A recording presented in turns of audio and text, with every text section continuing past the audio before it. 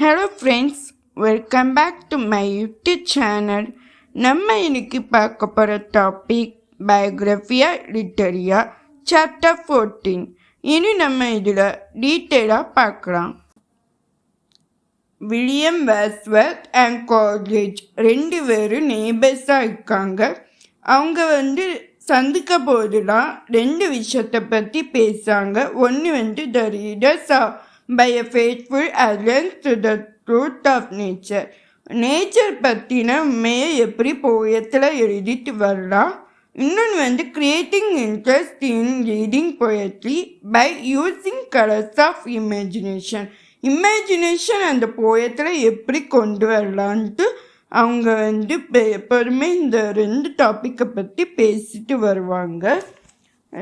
The lyrical ballast originated from this pattern of thinking. Lyrical ballast இந்த pattern மூலமாக தான் college என்ன decide பண்ணியிருக்காங்கன்னா, நம்ம சூப்பர் நேச்சுரல் பற்றி எழுதலாம். இன்னொன்று பயோகிராஃபியா லிட்டரியாவில் வில்லிங் சஸ்பென்ஷன் ஆஃப் டிஸ்பிலீஃப்ங்கிற வேர்ட்ஸை அவர் காயின் பண்ணிக்காரு.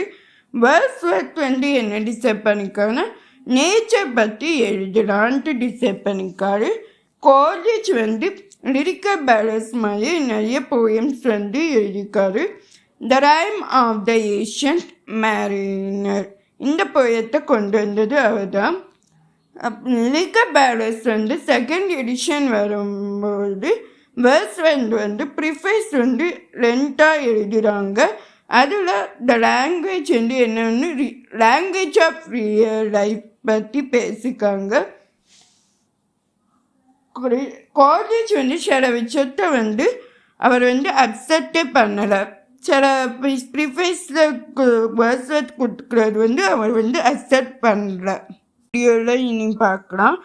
என்ன டாபிக்னா Coleridge views and prose and poetry. அது இனி வரப்போகிற வீடியோவில் பார்க்கலாம்.